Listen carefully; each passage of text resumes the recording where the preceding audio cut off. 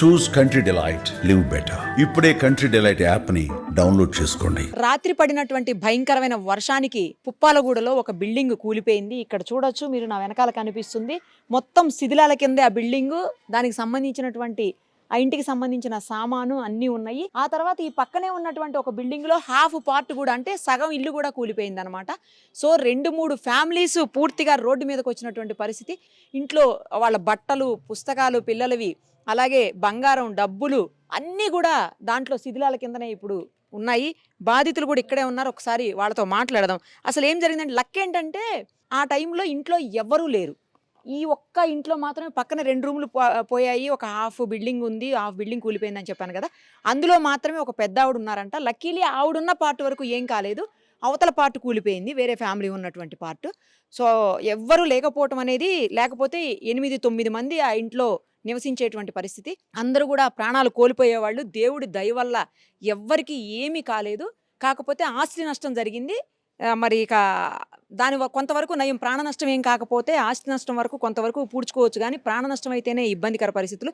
ఒకవేళ ఇంకా కంటిన్యూస్గా వర్షం పడితే మాత్రం ఇంకా చాలా ఎఫెక్ట్ అయ్యేది. ఒక 2-3 అవర్స్లో వర్షం ఆగిపోవటం కూడా కొంతవరకు మేలైందని చెప్పొచ్చు. బాధితులతో మాట్లాడదాం ఒకసారి.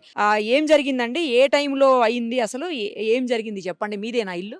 మాదే మేడం. మా మదర్ పేరు సత్యమ్మ, కల్లకుంట్ల సత్తమ్మ.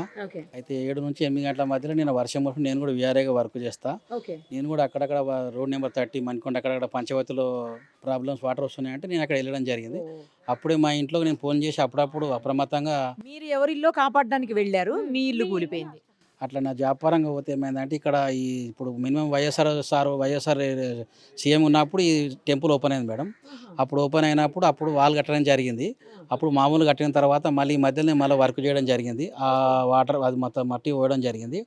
ఇంకోటి ఏంటంటే అప్పటికి ఇప్పటికి ఏంటంటే కొంచెం సపోర్టింగ్గా హోల్స్ అన్ని మూసిపోతే ఈ కొత్త అన్ని పోల్ అయిపోయి మొత్తం అది వాటర్ ఇంకా కూడా ఓలేని పరిస్థితిలో ఉండి అవి పడిపోయింది అనమాట. అప్పుడు మా ఇంట్లో మాత్రం ఓవలేరు, 8 మంది ఉండేవాళ్ళము. మా భార్య కూడా అమ్మగారింటికి పోవడం జరిగింది. అలాగే మా పిల్లలు, మా అన్నగారి పిల్లలు 3 ట్యూషన్కి వెళ్ళడం జరిగింది. అప్పుడే మా చిన్న పిల్లలు 8, 5, 10 ఏళ్ళు ఉంటాడు.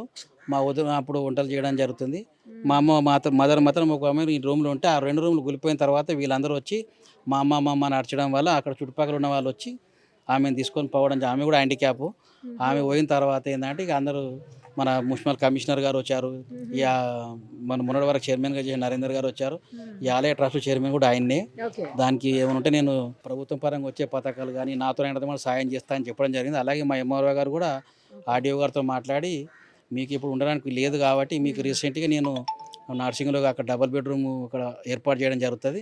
మీరు 1-10 మంది ఉన్నారు కాబట్టి మీకు చాలకపోతే మళ్ళీ ప్రాబ్లం అయితే కొంతమంది అక్కడ ఉండండి, తర్వాత మళ్ళీ ఇది అయిన తర్వాత మీకు ప్లాన్ ఏదంటే మీకు అలర్మెంట్ చేస్తామని చెప్పడం జరిగింది. మాకు వేరే ఆధారం లేదు కాబట్టి ప్రభుత్వ పరంగా వచ్చే పథకాలు కానీ మీ ద్వారా మీడియా పరంగా మళ్ళీ ఇటువంటి సమస్యలు జరిగితే వాళ్ళకు, ఇప్పుడు నేను కూడా ఒక డిపార్ట్మెంట్లో చేస్తాను కాబట్టి వాళ్ళకి హెల్పింగ్ చేయడానికి పోతుంటే మనకి కూడా అయింది కాబట్టి ఎవరైనా సమస్యనే కాబట్టి ఎవరు నష్టం కలగలేదు. ప్రాణ నష్టం ఆ దేవుని దయ అనుకొని ఇక మీ అటువంటి అభిమానం అని అప్పుడు జరిగినప్పుడు నేను లేను, కానీ మా సిస్టర్ ఉంది మాతో మాట్లాడారు. మీరు ఉన్నారా అమ్మా టైంలో? ఇక్కడే ఉన్నా మేడం. వర్షం వస్తుంది. వర్షం వస్తే ఒక గంట అయిన తర్వాత ఇక్కడ నీళ్ళు వస్తాయి కదా అని, మా అమ్మ ఉంది కదా అని నేను వస్తున్నా. కొంచెం తగ్గే వరకు వస్తుంటే ఆ ఇంటి వెనకాల నీళ్ళు ఉంటే అవన్నీ నేను ఇట్లా చేయబెట్టి తీస్తుంటే పోకుంటే ఒక సీకి పెట్టి ఇట్లా అంటుంటే ఒక రెంటుకుంటారు వాళ్ళు. జరిగి ఇట్లా అనండి అమ్మా, ఎప్పుడన్నా వస్తే నీళ్ళు ఎక్కువ వస్తున్నాయి కదా, మీరు రెంటుకుంటారు కదా వెనకాల ఇల్లు ఇక్కడ అంటే ఇక్కడ ఇల్లుకు వస్తాయి కదా అని నేను అక్కడ అని అంటూనే ఉన్నా. ఇక ఇట్లా వంగవాడి ఇట్లా తీస్తున్న మట్టి ఢాను అని కూలింది. అక్కడ వెనకాలన్నా పక్కన కూలింది. నేను కింది కూరుకొచ్చి ఏం చేసినా, మా పెద్ద మరదలు ఏం చేసింది, మా అమ్మకి ఇంత అన్నము నీళ్ళు తీసుకొని వస్తుంది చెములో. అక్కడ ఓక అని అంటే అక్కడ వరకు వచ్చింది, మధ్యలో వరకు ఇక్కడ పడ్డది అనుకో, గానే ఉంది. ఇప్పుడు గాడ పడ్డది గిన్నె ఉంది. మా అమ్మ రండి అమ్మ ఎల్లకు అని అంటే మా అమ్మ కరెంట్ లేదు. అప్పుడు 2 గంటలు అయిపోయింది అక్కడ ఉన్నది. ఇక మా అమ్మ అని బాగా లొల్లి పెట్టే వరకు పక్క వాళ్ళు వాళ్ళందరూ సౌండ్కు అంత నా లొల్లికి వచ్చేసినాక ఇక్కడ ఉన్నాము. ఇక మా పిల్లలేమో, మా తమ్ముని పిల్లలు మా ఇంట్లో మా బిడ్డ ట్యూషన్ చెప్తా ఆడుండ్రు. ఇక ఒక 10 నిమిషాల ముందు అయినంటే వచ్చి రూమ్లో కూర్చుంది వాళ్ళు టీ అన్నం తినుకుంటా. వాళ్ళు అది అయిపోతుండే మా ఆడమాడితే ఇది వీరు ఉండపటికి అది గోడకు మా అమ్మ ఆగింది. ఇది ఎన్ని సంవత్సరాలు అయిందండి ఇల్లు కట్టి? ఈ దొడ్డుగోడ అది పాతీళ్ళు 45-50 సంవత్సరాలు అయింది మేడం. మట్టితో ఉన్నది. ఇటీవల ఇది మనం 10 ఇయర్స్ నుంచి అంటే 14-15లో కట్టడం జరిగింది. ఆ రేకులు వేయడం జరిగింది అనమాట. ఇక్కడ 4 రూమ్లు వచ్చేసి మేడం అది గుడికి సంబంధించింది స్లాప్. అది పడ్డది రేకుల మీద అక్కడ అటు ఆ స్లాబ్ అక్కడ నుంచి పడ్డది మొత్తం ఇది మేడం. ఇప్పుడు రేకుల మీద స్లాబ్ ఉంది, అది మనది కాదు, అది ఆ స్లాబ్ ఉండడం అనేది మనది కాదు. ఆ స్లాబ్ వచ్చి రేకుల మీద పడ్డది. దాని రేకులిల్లు బిల్డింగ్ కాదు మేడం, రేకులిల్లు. అక్కడ పార్టిషన్ పెట్టారు కదా మేడం. మినిమం 38-40 ఫీట్ ఉంది అది పైన. అది మొత్తం వాళ్ళు ఇక్కడ పడిపోయింది అది రాడు మొత్తం. ఆ రేడియల్ సంబంధించిన మొత్తం ఆ గోడ లాగా పడిపోయింది అనమాట. ఆ రేకుల మీద వచ్చేసి స్లాబ్ మొత్తం పడ్డది మేడం. ఆల్మోస్ట్ స్లాబ్ అన్ని రూమ్ కవర్ చేసేసింది, అది పడిపోయి. ఇట్లనే ఉండే మేడం, ఇవే రేకులు, ఇట్లనే రేకులు ఉండే. అది పాత ఇల్లు, ఇంకా ముందు కట్టిన మా నాన్న ఉన్నప్పుడు. ఇది తర్వాత కట్టినాం, అది ఇంకా మట్టితోనే ఆగింది, కానీ రేకులది అది పైన వచ్చి మీద పడే వరకు కూలిపోయి అట్లా అయిపోయింది మేడం. అట్లా అయిపోయింది. ఈ ప్రభుత్వం ఏదన్నా వాదుకోవాలి మేడం, తిననీకే లేదు, ఇప్పుడు ఉండనీకే లేదు, కట్టనీకే బట్టలేవు, ఏమీ లేవు, రోడ్డు మీద పడ్డ పరిస్థితి వచ్చింది. ఇక మీ ద్వారా ప్రభుత్వం ఏదన్నా వాదుకోవాలి, వీళ్ళు కూడా మున్సిపల్ ఆఫీస్ నుంచి కూడా వాదుకుంటేనే ఏదన్నా అవుతుంది మేడం. పిల్లల బుక్స్లు, స్కూల్ బట్టలు అన్నీ ఏమీ లేవు మేడం, తినడానికి కూడా ఇప్పుడు రోడ్డు మీద ఉన్నట్టు అయిపోయారు మొత్తం. అట్లా అయిపోయింది పరిస్థితి. ఇగో పిల్లలు, ఇగో వీళ్ళు, ఇగో ఈ అబ్బాయి ఇంకొక చిన్న 5 నిమిషాలలో వస్తుండే మేడం, 5 నిమిషాలే లేటు. రోజు వచ్చి 8కి వచ్చి ఏమీ లేదమ్మా. కాలు ఒకటి బియ్యం వీడు ఉంటే నాని అక్కడ ఆరబోసినాం మేడం బయట, అంతే. కోపిన్ బియ్యం అవి కూడా ఆరబోసినాం, మొత్తం అయిపోయి. చేసుకోవాలి, తినాలి మేడం, ఏమీ లేదు.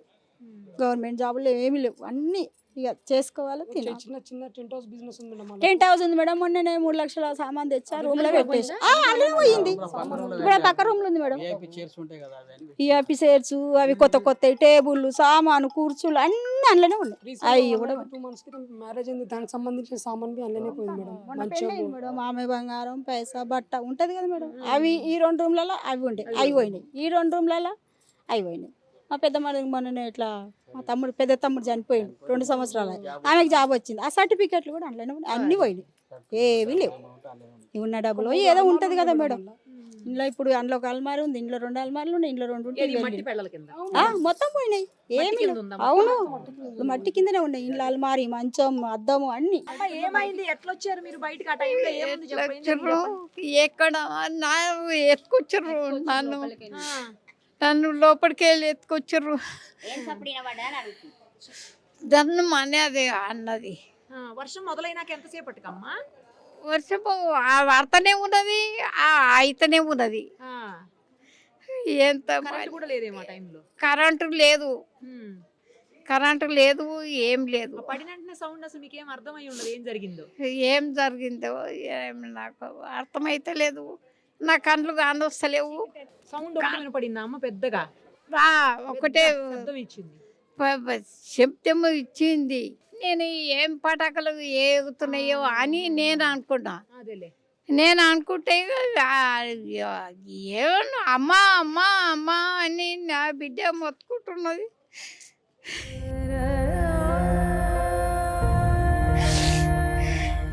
ఏడవకండి, ఏం కాలేదు కదా, దేవుడి దేవల్ల. చిన్న పిల్లలకి కానీ ఎవరికి ఏం కాలేదు కదా, పెద్దవాళ్ళకి ఎవరికి ఏం కాలేదు.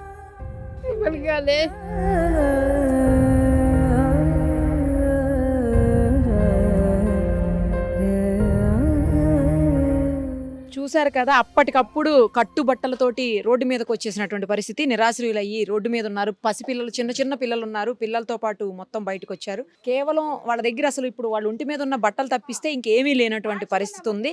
మొత్తం అన్ని ఈ శిథిలాల కిందనే ఉన్నాయి. ఏ అయితే పడిపోయింది ఈ మట్టి పెళ్ళల కిందనే అన్నీ ఉన్నాయి అని చెప్తున్నారు. సర్టిఫికేట్స్ దగ్గర నుంచి, పిల్లల బుక్స్ దగ్గర నుంచి, ఇంట్లో సామాను, బట్టలు మొత్తం, ఇంకా కాస్తో కూస్తో ఉన్న బంగారం అన్నీ కూడా. చాలా లో క్లాస్ ఫ్యామిలీ. ఇంకా మేము రోజు పని చేసుకుంటే కానీ బతకలేనటువంటి కుటుంబం అని చెప్తున్నారు.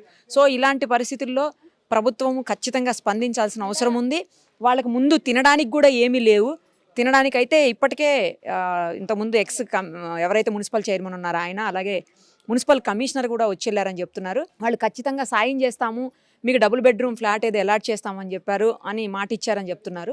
సో ఆ మాట ప్రకారం వాళ్ళు డబుల్ బెడ్రూమ్ ఇల్లు ఇచ్చి వాళ్ళని ఫస్ట్ ఇప్పుడు కావాల్సినటువంటి ఫుడ్ అవన్నీ కూడా అరేంజ్ చేయకపోతే మాత్రం వాళ్ళు చాలా ఇబ్బంది పడతారు. సో ఆ దిశగా ప్రభుత్వం, అధికారులు ప్రయత్నం చేయాలని చెప్పి మనం కూడా కోరుకుందాం. సుమన్ టీవీలో మీ పర్సనల్ అండ్ బిజినెస్ ప్రమోషన్స్ కోసం కింది నెంబర్కి కాంటాక్ట్ చేయండి.